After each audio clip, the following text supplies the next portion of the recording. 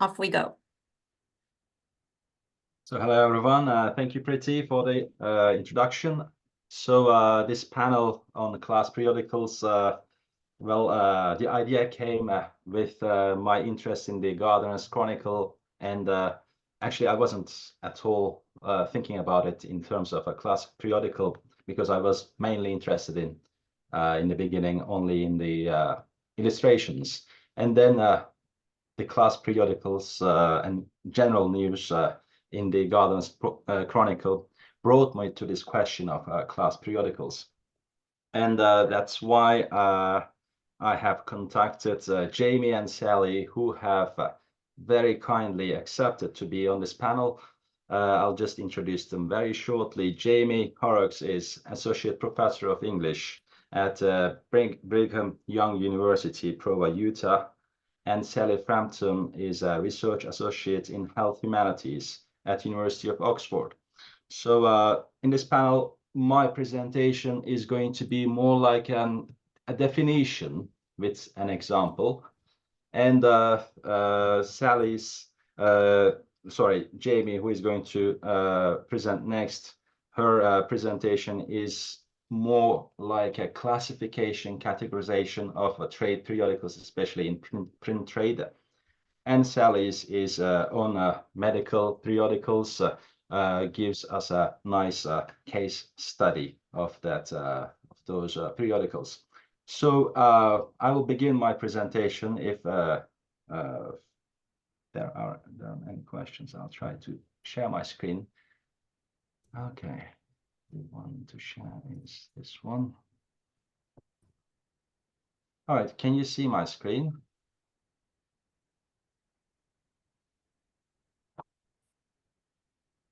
I don't see you, sorry. I'll just try to. Yes, Ali, we can see your screen. General news. Yeah, we're good. That's great. Sorry. So yeah, the term class periodical owes its origins to the 1836 law, as we all know, on newspaper stamp duty. This law reduced the newspaper stamp duty from 4p to 1p to be levied on periodicals publishing general or public news, while conferring the privilege also of free postage. Based on this legal definition, in contrast with newspapers which published general news, were therefore and were therefore subject to the stamp duty, class journals, which in theory only published topical news on a specific subject, did not have to pay this tax. Class journals, in other words, were defined first by the absence of general news, and second, by their specialized content and niche market. As such, associating general news with class periodicals contradicts this definition. However, some of these class journals were, in the words of Laurel Brake, I quote, hybrids, incorporating the features both of newspapers and magazines, end of quote.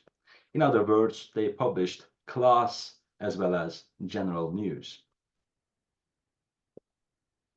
In this paper, I examine one class periodical's strategies concerning general news. As the title of this talk gives away, that periodical is the Gardener's Chronicle, in which general news remained, as the editors wrote, one of the defining features of that periodical for almost 3 decades. Why did a class periodical choose to include general news? The Gardener's Chronicle was not so unusual in the 1840s and 1850s for devoting some space to general news, as it was in the 1860s for continuing to have done so for 3 decades, and for the amount of space it reserved for general news, between 1/2 and 1/3 of its content until 1870. From 1870, however, instead of general news, it began to cultivate another feature, illustrations.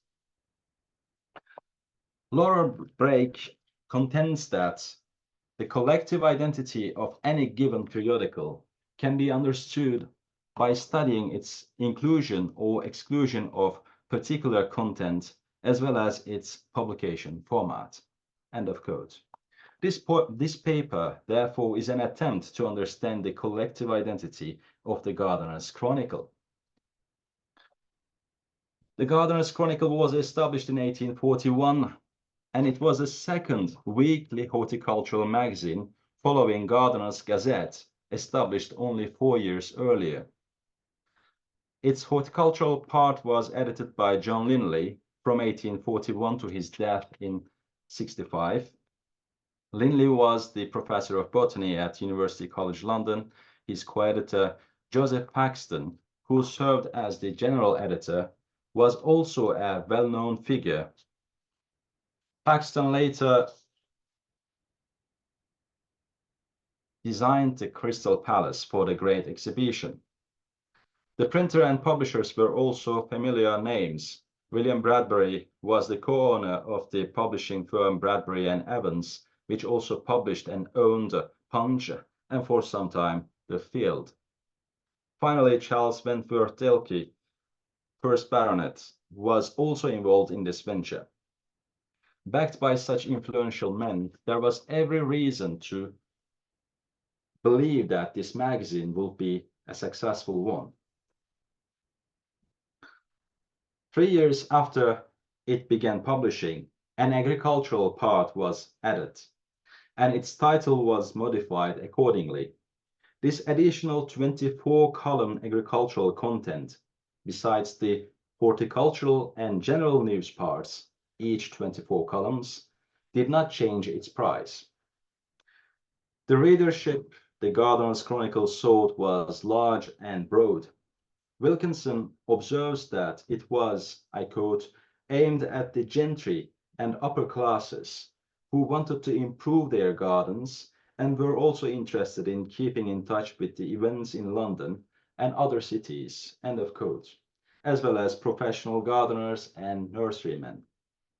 Its public, however, soon became larger to include naturalists, including Charles Darwin, and after it merged with the Agricultural Gazette in 1844, also farmers.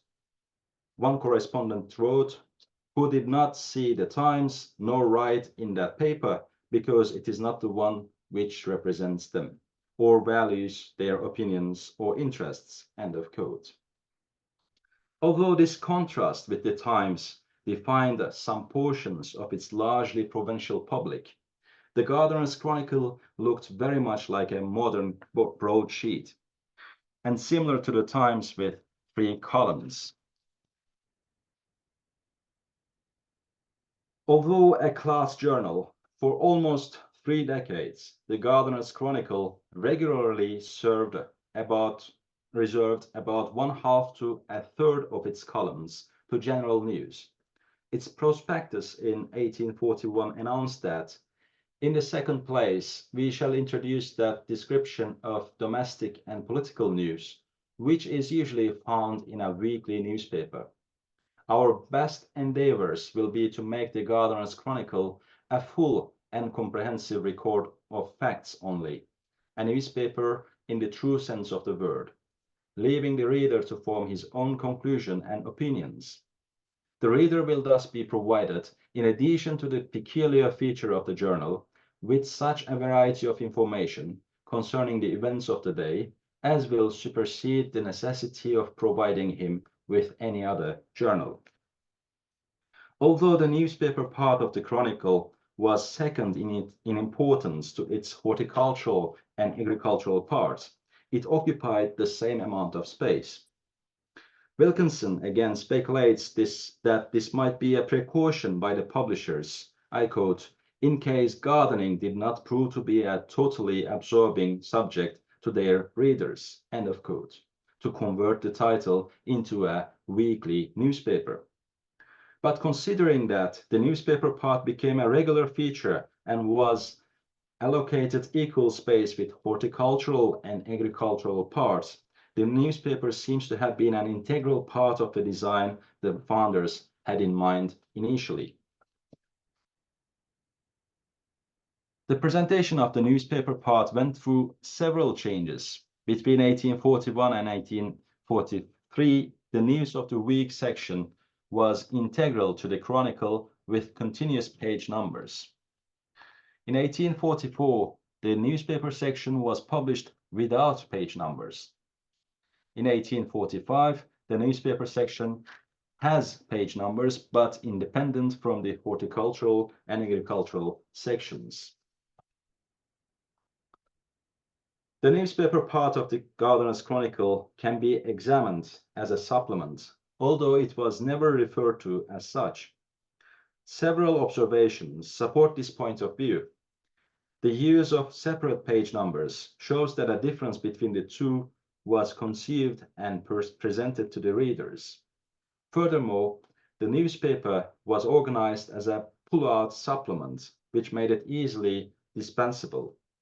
In reply to a correspondent, the editors wrote in 1848 that when properly folded, the newspaper should be in the middle of the paper.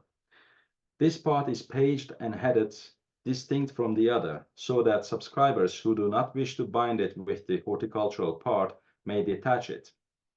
As a result, the newspaper part was usually omitted while binding the numbers into yearly volumes, as it can be gleaned from the personal sales ads in the periodical.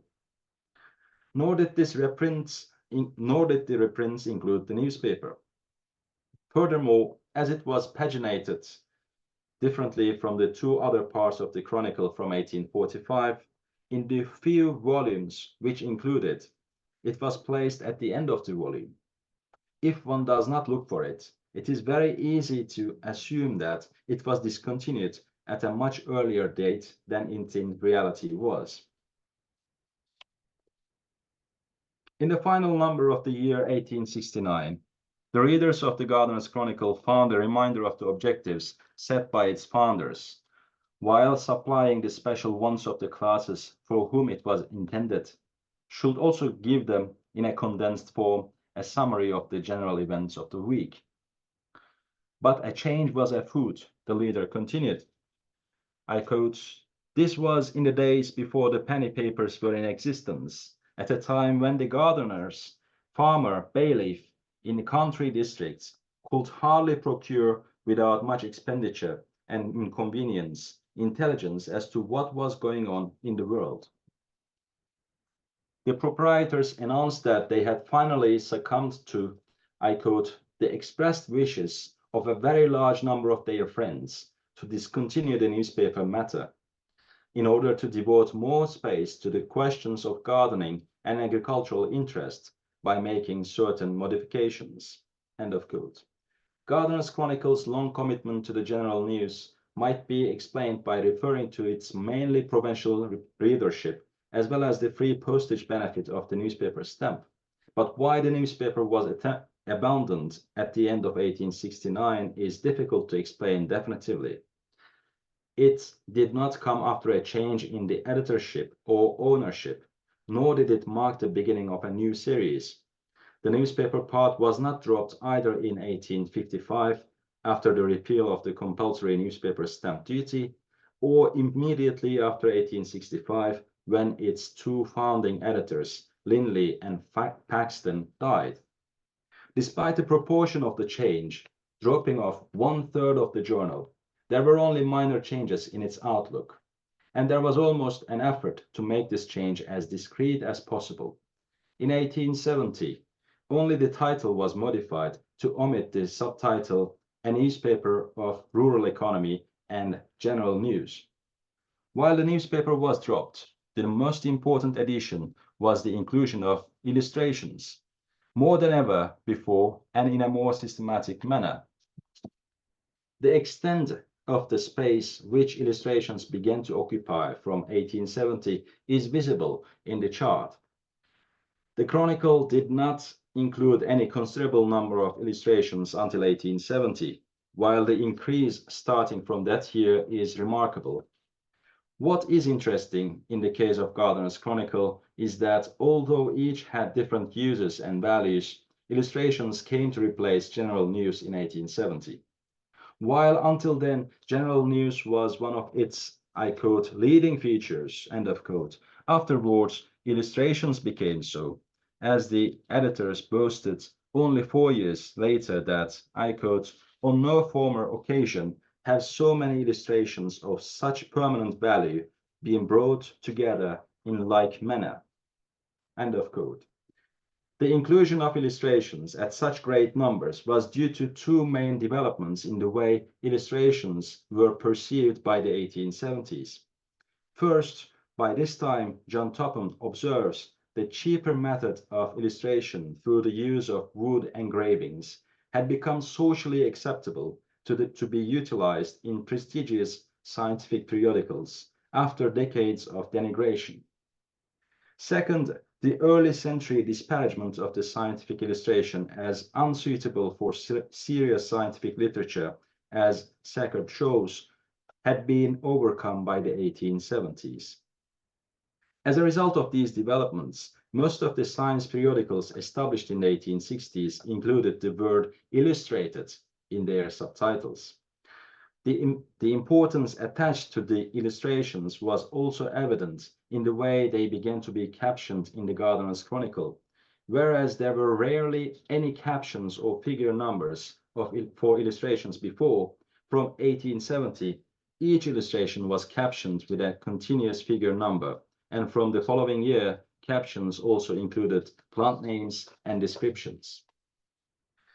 By 1870, a growing number of horticultural and botanical periodicals had compelled the Gardener's Chronicle to specialize further and use every resource available for its special topics, that is, horticulture and agriculture. But so important was the market pressure that in 1874, the Gardener's Chronicle separated from the Agricultural Gazette, with which it had been connected for 3 decades. With its new series from 1874, its subtitle became a weekly illustrated journal of horticulture and allied subjects. This new subtitle did not only officialize the illustrated character of the Chronicle, but it also underlined another significant change. The Chronicle was not anymore a newspaper, but a journal, like other contemporary science periodicals. About 3 decades later, the editor explained that the newspaper part was eliminated, I quote, partly because the penny daily papers rendered our summaries unnecessary, but mainly because the urgent necessity of devoting more space to horticulture proper. End of quote. This urgency of specialization explains the drastic changes which the periodical went through in only 4 years, during which the Gardener's Chronicle evolved from a hybrid newspaper into an illustrated scientific journal. Thank you.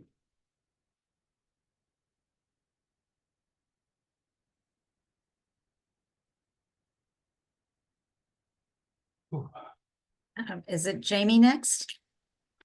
Yes. Give me 1 second to share my screen.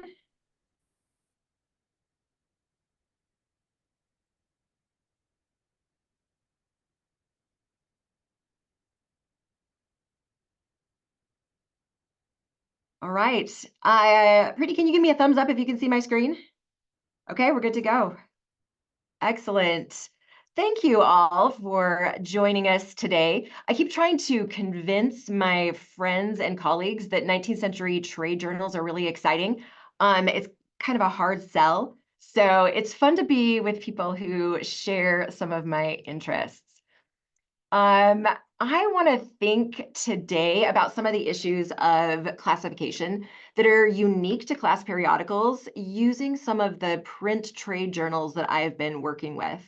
But to give you just a really quick background, I got interested in 19th century print trade journals when I began research on a project on letterpress print design, and I found that no complete index or like list of print journals, print trade journals begun in Britain in the 19th century existed. There are lots of partial lists, but often the information in those lists conflicted which made it really hard for me to make any kind of claim about an individual journal or about like the corpus of Victorian print trade journals generally. So I began keeping a list, and I simply preserved the conflicting information where I couldn't determine the facts by myself. And I ended up creating a really simple WordPress database, not so creatively titled the Victorian Print Trade Journal Database. I'm going to use some of the material there for my talk, and I've pulled screenshots from the database because I'm always afraid if I rely on something live, the website will crash what I'm trying to present. But if you want to go to the website right there, you can click around through the database and you'd be able to see where I'm pulling my screenshots from if you want to. So anyway, in the course of my research, I was struck by the ways that print trade journals negotiated conceptions of authorship and readership differently from other kinds of journals. With class periodicals, it's probably like very obvious that unlike other texts, or most other texts anyway, which we categorize generically by their content, class periodicals are categorized typically by their intended audience or their intended reader. So in this respect, they're a little bit more like children's literature or YA literature, which is classified by readers, or at least the implied or authorial reader, preempting that usual primacy of textual content. However, unlike YA literature, which is often consumed by non-YA readers, with class journals, the implied reader is usually really close to the actual reader, or at least the journals assume that's the case, right? They assume that you're not going to buy and read a copy of this journal unless you're a member of the print trade to which it is directed, for which it is composed. And in addition, many print trade journals encourage their readers in the trade to submit writing for publication, either professional essays, tips of the trade, or even like creative work. David Finkelstein has done some nice work with like poetry and short stories and jokes and stuff like that are included in these trade journals, right? So this closes the gap that typically exists between the implied reader and the actual reader and the actual author, and suggests this like really tightly reciprocal relationship. Authors and readers are aligned in their knowledge and their interests and their experiences. And in fact, sometimes they're like one and the same people, right? So I initially assumed that this close alignment of author, reader, subject positions would make it easy for Victorian print trade journals to establish for readers and for themselves who they are in terms of like a journalistic identity and what their purpose is, like why they're publishing. These two questions are often addressed in the opening essay of a journal, like the little preliminary word type of essays. So I looked there in particular to sort of get a sense of how these journals were thinking about themselves. But in these preliminary essays, I found that many print trade journals have a really difficult time answering these questions and determining whether they're primarily engaged in writing for members of the print trade or whether they see their primary job as providing information about the print trade. And the question of whether their identity as a class journal is determined by readership or by content is asked continually, especially in the essays, the editorial things that get published. And it's a question that also gets reiterated or maybe interpolated in the press directories that try to make sense of class periodicals for their own like organizational reasons. Let me show you what I mean. I randomly chose May's press directory. There are a number of them. May's is pretty good. And I pulled the year 1871, again, just randomly because it's available. As we all know, and as Ellie pointed out, Victorian tax law identified class periodicals by content or by the lack of content, right? They do not contain general news. So for the sake of generic identification, intended readership becomes a secondary consideration. This hierarchy of prioritization is borne out in May's, like this press directories, listing, for example, of legal journals, if you look here in the section that I've highlighted. In 1871 in May's, legal is a content identified listing. So all of these journals here, they contain content relating to the law. And note that Mays isn't using terms like barristers or solicitors, which would suggest a prioritization according to people for whom the journals are written to organize this sort of section of class journals, right? Victualers, however, which is right beneath them, the licensed victualers here, that does just the opposite.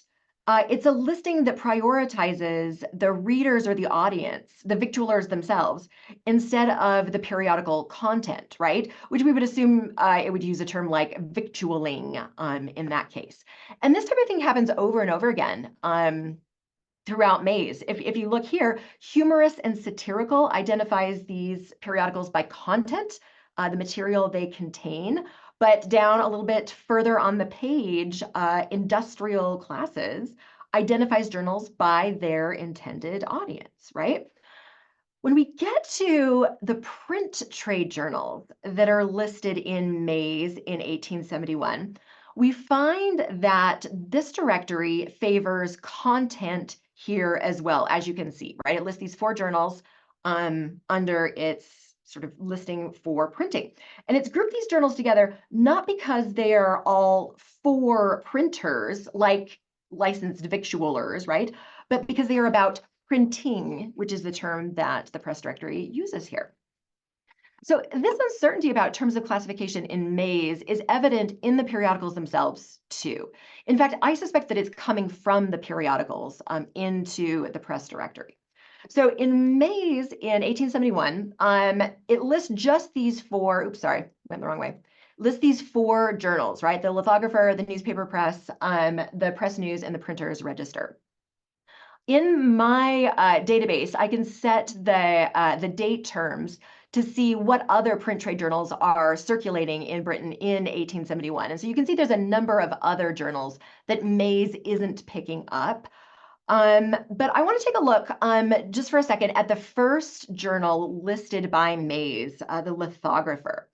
And clicking again into the database, you can see right here that this journal is going to merge with the Printing Times in just a couple of years after 1871.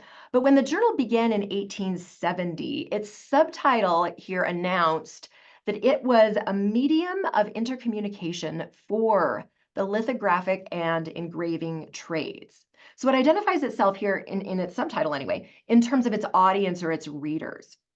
And that makes sense. One would expect that from a journal that calls itself the lithographer, right? A description of a person, rather than something like lithography today or the lithographic arts or something like that. But if we look in, oh, I just lost my presentation.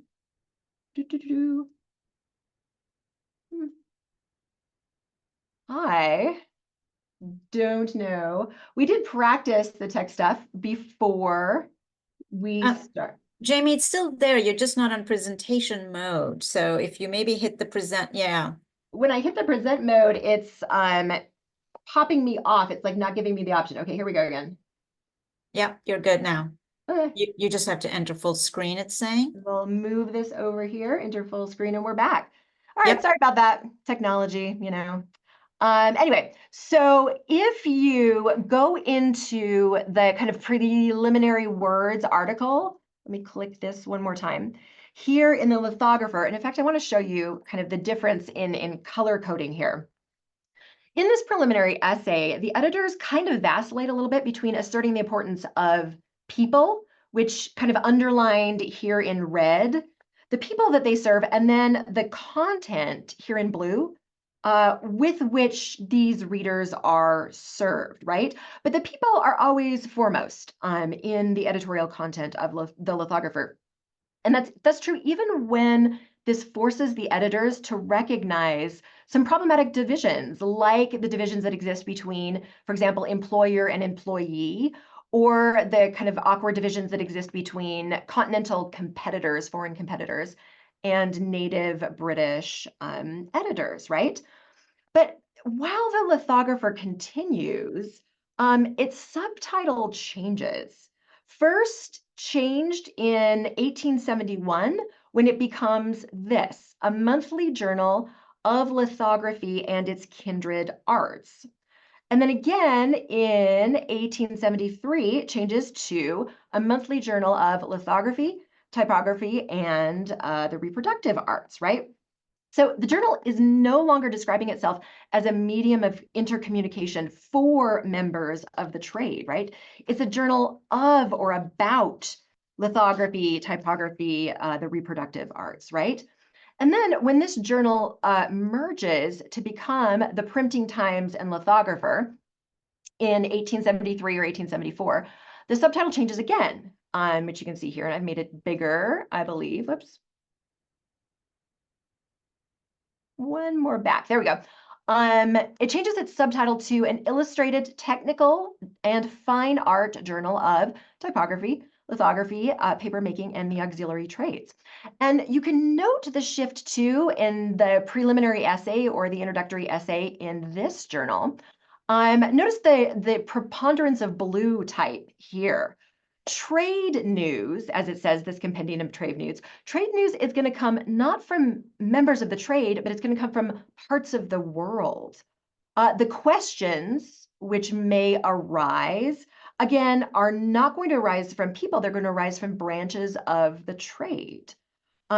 They, down here where it speaks of, we have no disparaging word to say of our trade contemporaries.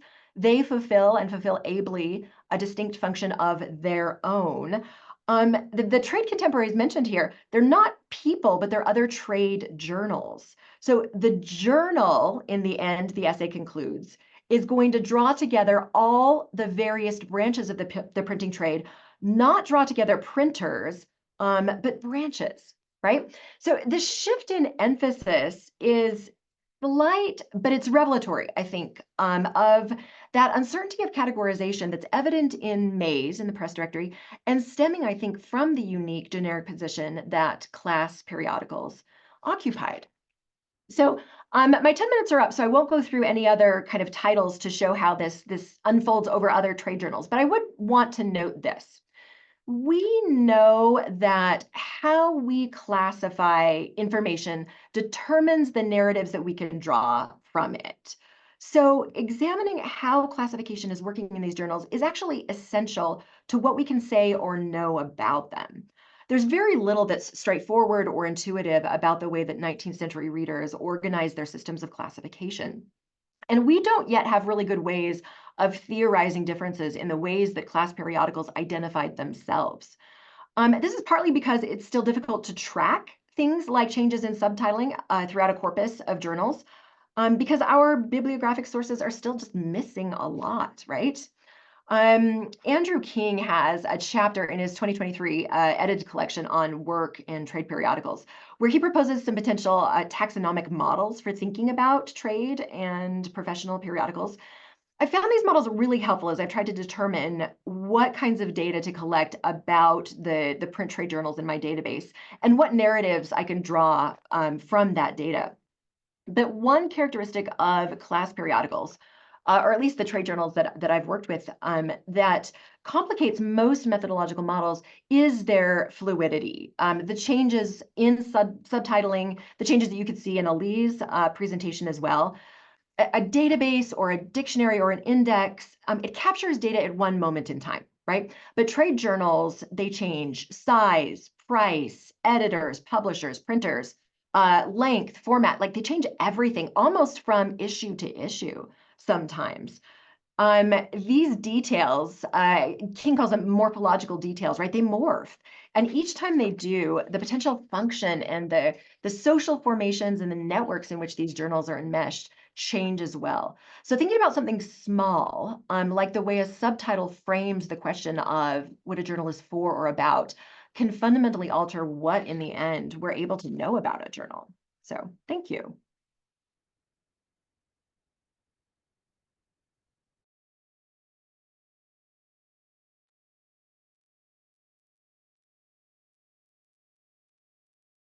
So I will just share my screen. Just bear with me.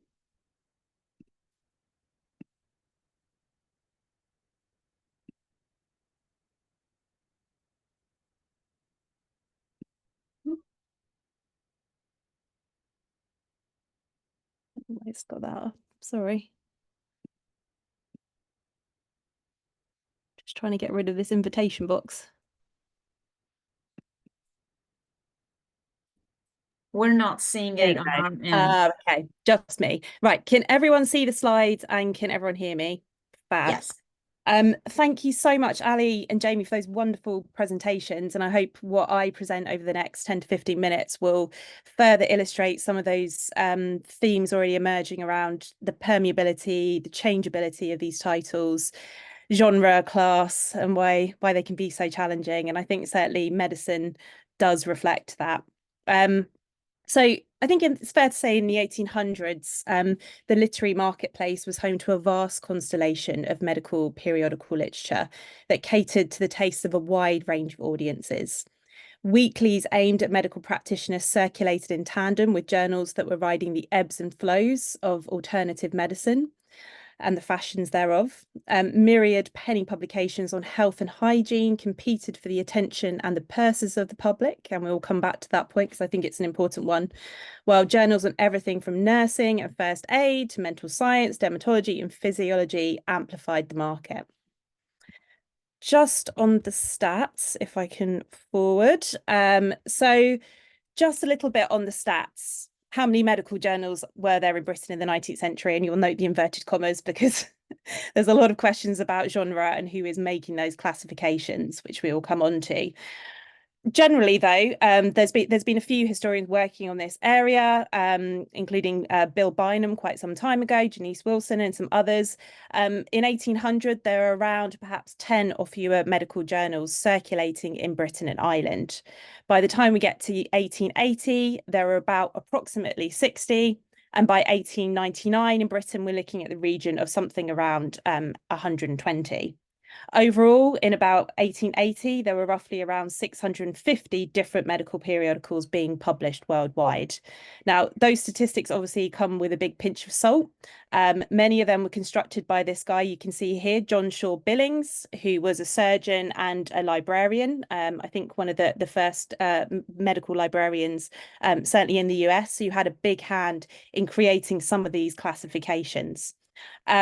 Billings was overall positive about this proliferation. It was definitely linked to ideas about the march of medical science, this proliferation of information, and the growing and broad trend, I suppose, in specialization as well as a kind of fundamental shift in the epistemology of medicine that you're seeing at this point in time, the growth of practices in dermatology, obstetrics, ophthalmology, gynecology, and so forth, which all therefore proliferated their own journals. But there were cautious critics within the medical profession already, and Billings was one of them. I really like this quote that he has here.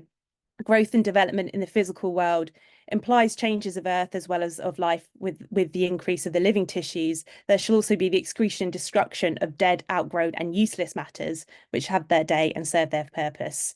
Beliteratus scriptum annae. There is a vast amount of this effete and worthless material in the literature of medicine, and it is increasing rapidly. So this is from 1881.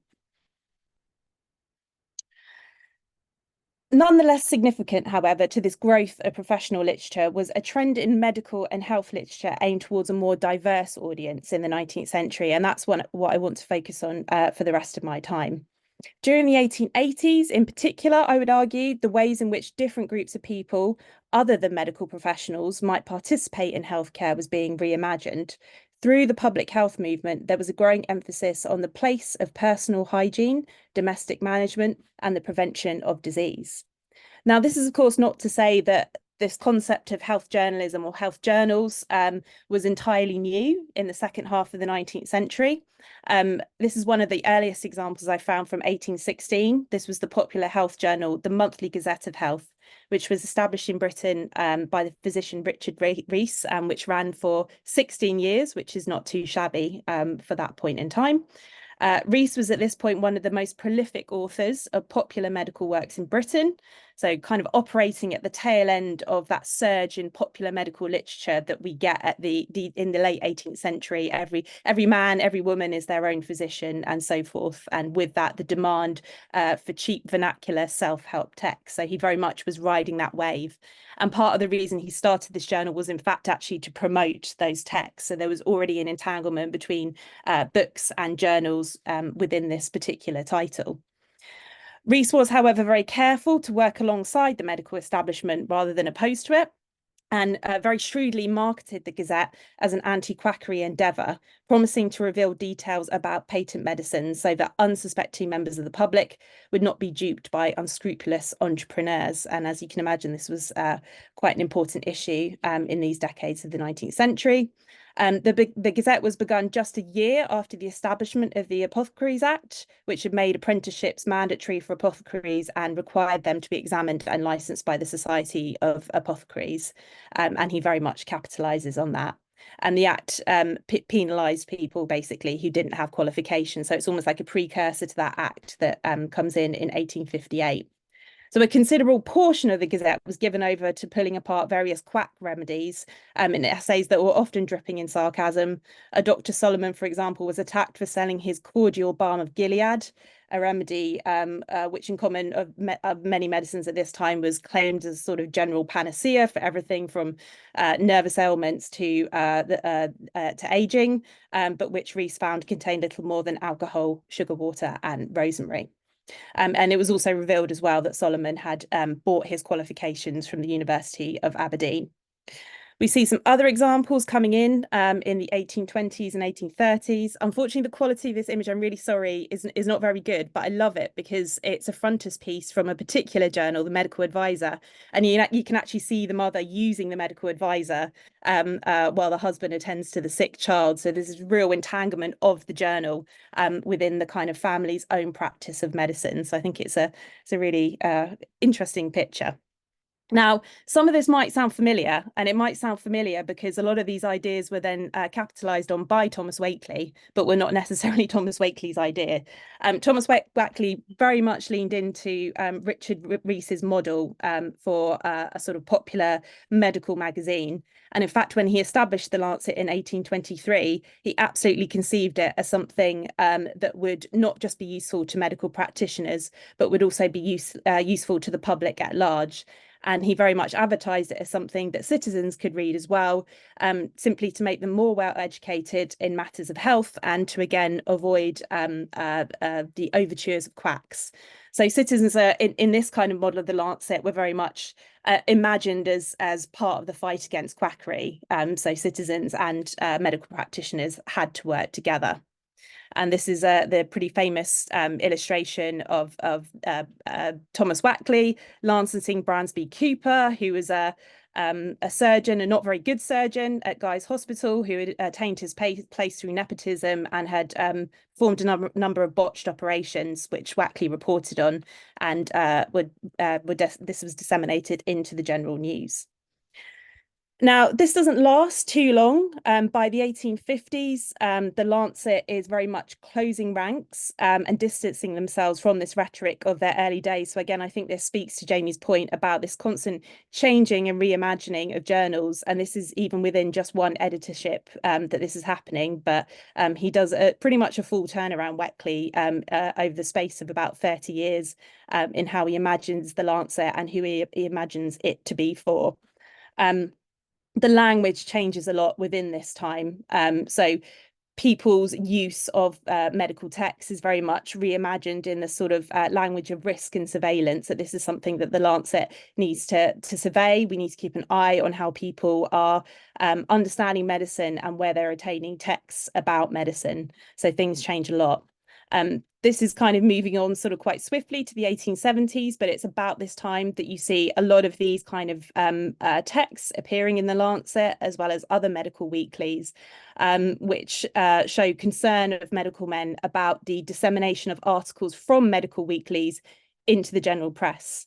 And I might turn your attention in particular to the last couple of sentences where the Lancet says, "We are jealous of the freedom of the press, but we are also mindful of the privileges and the honour of the profession. Both are alike abused by such means as those to which we have reluctantly drawn attention."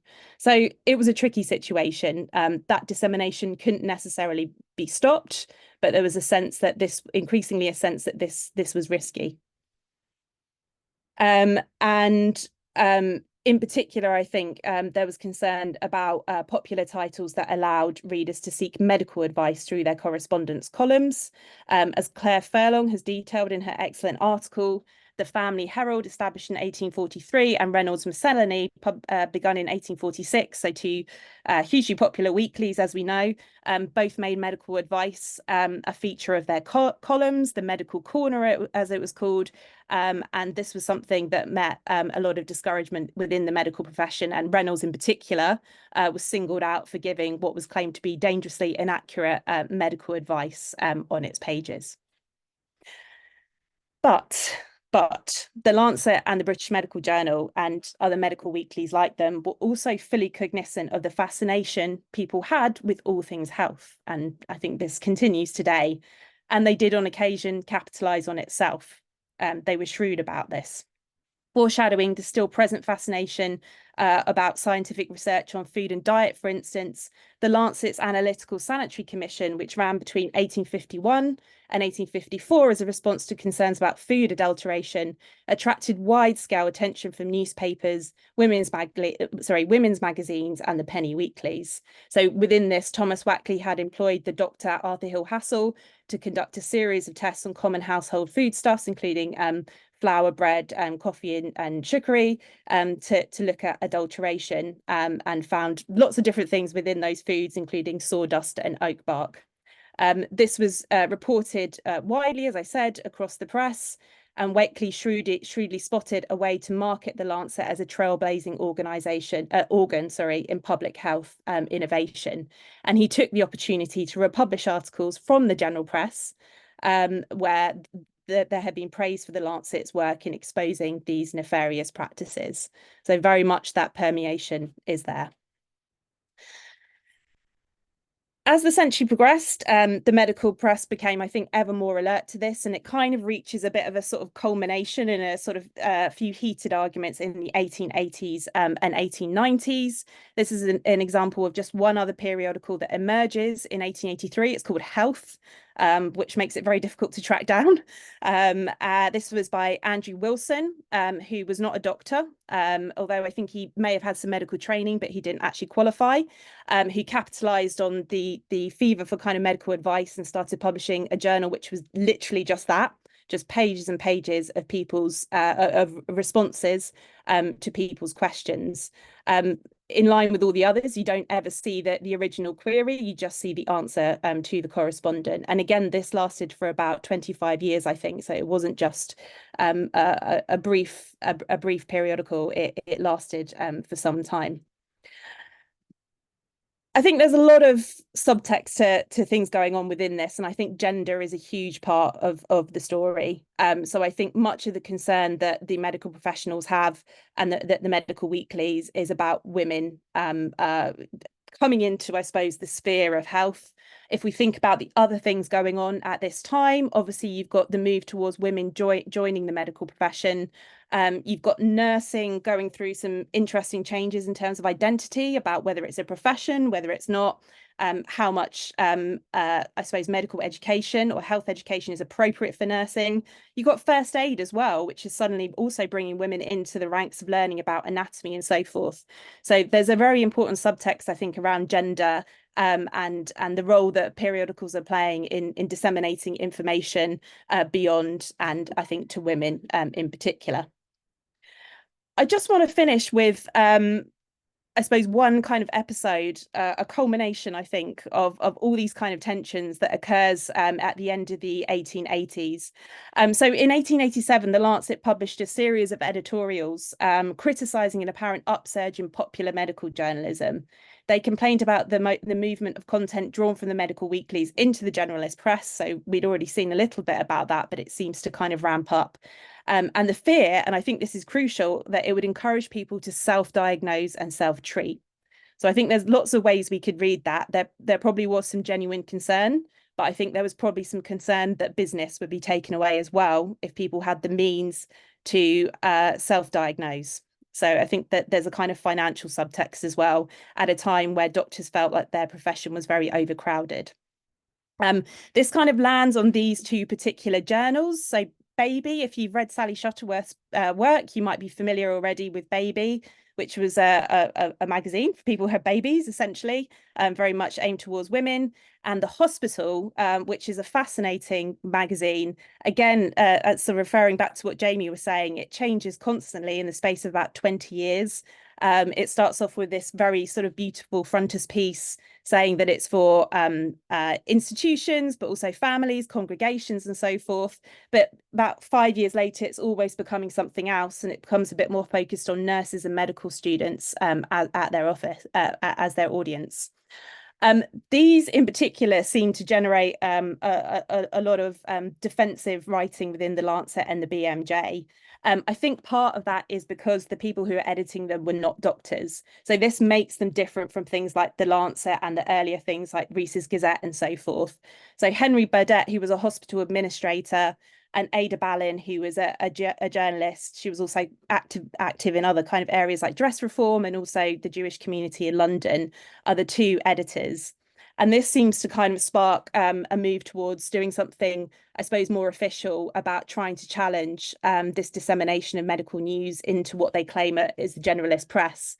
Although people like Burdett very much respond and say, no, The Hospital is a medical journal, but it's not something that the Lancet agrees with. So again, there's that real contention about what actually is a medical journal. Is a health journal or a medical journal? What exactly is it? And that very much comes to the fore here. How this sort of culminates is that the Royal College of Physicians, here we go, passed a resolution in 1888 that it is undesirable for any fellow member of the college to contribute articles and professional subjects to journals professing to supply medical knowledge to the general public. So you see a real kind of concrete culmination of a lot of these tensions happening at this point in time. So I'm going to finish there, but I'm hoping that gives it's a little bit of a whistle-stop tour of what's happening, but I hope it kind of gives you a sense of how genre is really up for debate the whole way through, but I think particularly in the last 2 decades of the 19th century.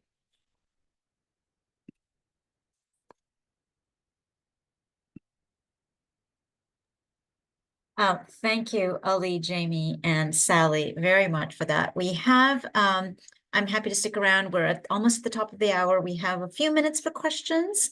And certainly, I know Sally might need to scoot out in a few minutes. And those of you who may need to go at the top of the hour, you may. But I'd love for us to have some conversation. So if you would like to ask a question, go ahead and either raise your real hand or your digital hand. It's down there in the raised hand at the bottom. And I'll go ahead and moderate so we can hopefully have some conversation.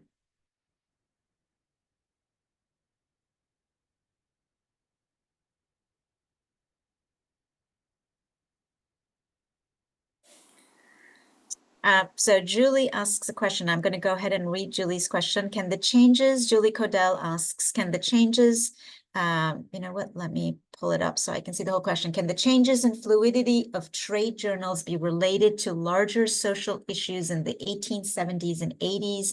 Example, access to public education and or in light of changes in the trades themselves and technology, knowledge, classes of workers, etc., or the attempt to become by some to become identified as professional. So a question about the fluidity and professionalism. I don't know, Ali, Jamie, Sally, who wants to take that? I can sort of share my 2 cents about this. Interestingly, the changes that Julie describes here in the question are changes that you would probably be able to see best in the tone of editorial content, well, and of any kind of content in a periodical. The changes in like material circumstances in terms of length, price, editors, publishers, that kind of stuff. That, I think, has less to do with the education of readers or the kind of professionalization of like different groups of people. So I think we're talking about different types of fluidity or different types of change, some of which you could track through the content of periodicals, and some of which you wouldn't necessarily be able to see there, or you wouldn't necessarily be able to see ideas or reasons why that change happens through that.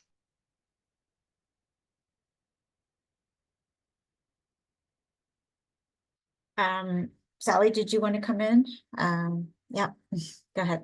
I mean, yeah, I think for sure in medicine, and I hope I sort of conveyed that a little bit, that I think it's absolutely related to those changes kind of coming together. And I think nursing in particular is a really interesting one, because you have journals like Nursing Notes, which sort of start off saying, well, we're for people who don't do nursing, but also we're for all women as well. And again, that sort of kind of changes, and the nursing records come in, which is a bit more sort of strictly trying to be professionalized. So certainly I think in medicine there's a lot of tension. I don't know if doctors really know what they want at this point in time with the public, because I think there's a sense that people have to have a level of education. This is part of kind of civic life. This is a way of, you can't just improve public health through sanitation. People need to have a degree of literacy. But I think there's also a real concern about the ramifications of that, and I think as well what it will do to the marketplace. Laurel, you had your hand up. I know you also put something in the chat. Do you want me to read it, or do you want to unmute and ask your question? Perhaps I can ask it better. I really I wanted to know about 1870, because I think it's a very interesting shift, and it seems to me that it's possible that the news sector actually expanded radically at that date with the accessibility to the telegraph, the cheap access to the telegraph, and that newspaper element, of the Gardener's Chronicle was all of a sudden in another league. I mean, I do think that's a very interesting link between the kind of way illustration moves in, and the fact that the actual news technology is changing. And I'm just wondering about that. There is one other thing two other things I'd like to say. One is the British Library newspaper catalogue does make a start in recording changes of title and subtitle. I mean, it's the best cataloging I've seen, and maybe there are better libraries, but I note that they do that when other libraries don't, at all. We need, I think, a communal database where, as we do our research, we record as researchers that information that we see every time we look, or study a particular journal or set of journals. That is, changes of title. I mean, no library is going to do that for us. It's possible that it might be done electronically, digitally. I don't know whether that could be managed, but that is something that we need to work on as a group, I think. Yeah, and the third thing I wanted to mention was that in the last talk, the transfer of information from the Lancet to, God help us, a provincial journal, was, I think it's a matter of cutting and pasting they're talking about, right? And so that's into a whole other issue around copyright and cutting and pasting. I just wanted to draw that to our communal attention. Cutting and pasting is, among other things, that the technology is still there, and yeah. And Ali, before you come in on Laurel's question, Jim Mussel has a question about Gardener's Chronicle as well. So I don't know if you want to address Laurel's and Jim's question about Gardener's Chronicle, if you can see it on the chat there. Yeah, go for it. Thank you very much for these questions. They're very interesting indeed. Laurel, I thought the same thing in the 1840s when the railway network was not as it was being built, and the post was the most reliable way of distributing news and newspapers, and that's why I believe it created really a bonus on the product, on Gardener's Chronicle, to include general news. But afterwards, as you mentioned, yeah, I think with the increase in the news agents, W.H. Smith, and also telegraph transmission of newspapers became cheaper, and well, the Gardener's Chronicles, it lost its character of being a selling point as it was before, I believe. That's how I saw it until now, but I'd like to look into the technologies. I'd like to put some more maybe emphasis on changing technologies as well to make it clearer. Thank you very much for that. And yeah, the Jim's question.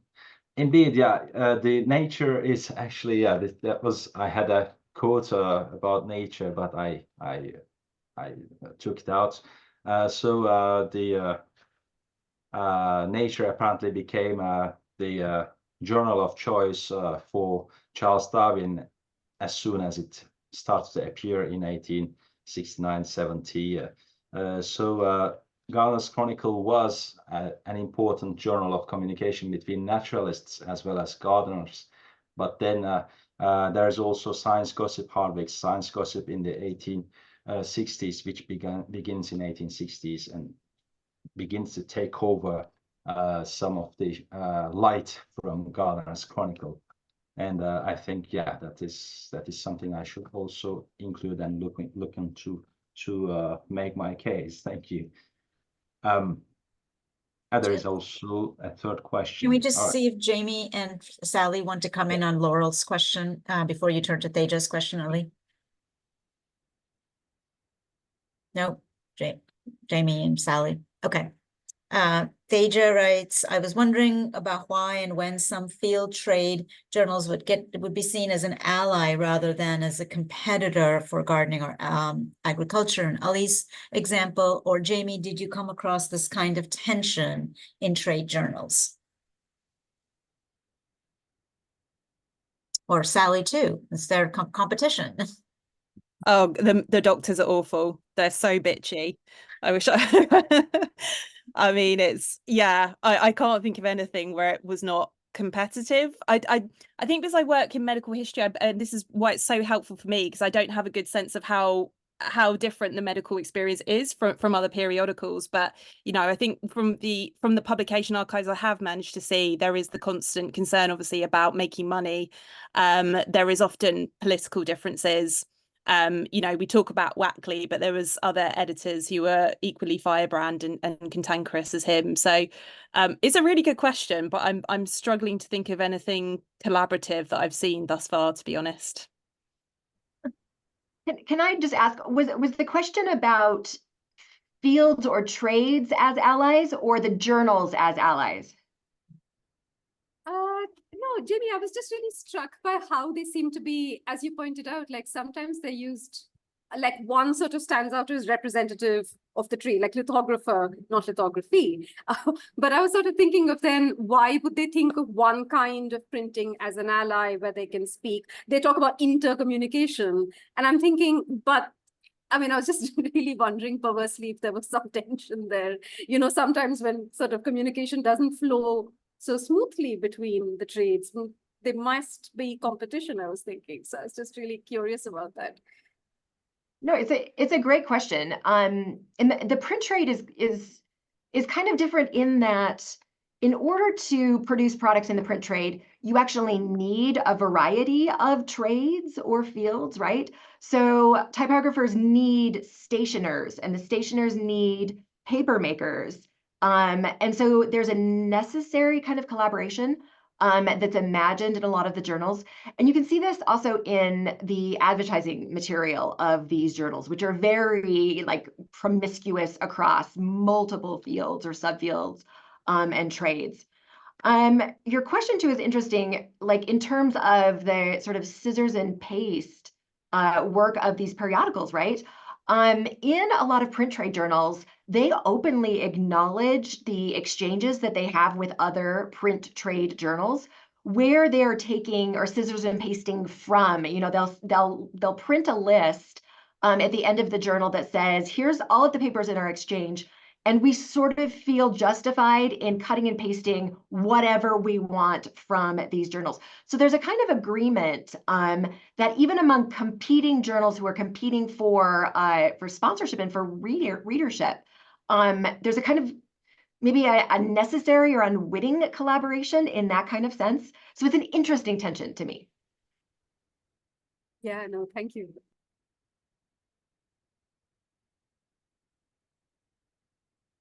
Great. Are there any other questions? This has really been a fantastic panel, and just beautifully, each of the papers build on themselves, on one another so beautifully. So really thank you to Ali for organizing it, and of course Jamie and Sally for coming in. I know we're over the hour, so let me just say, before we thank our three speakers, let me just quickly tell you about our next event, which is also in the month of August. So we have two August events. It's August 30th, and it's a book launch of a volume called British Writers, Popular Literature, and New Media Innovation, 1820 to 1845. Earlier in the period, it's edited by Alexis Easley, and we have quite a star-studded group of speakers. I'll just quickly name them: Alexis Easley, Brian Maidman, Linda Hughes, Jenny Batchelor, Kathy Cayley, Ailes, Helena Godwin, Sophia Prado-Huggins, Francois Ballier, and Elizabeth Howard. They're just going to speak very briefly, so we get a taste. It's a book launch, so we get a little, each of them will speak briefly, so we get a little taste and then go off and get the book. So you'll hear more about that. First, let us thank Ali, Jamie, and Sally so very much for this wonderful panel.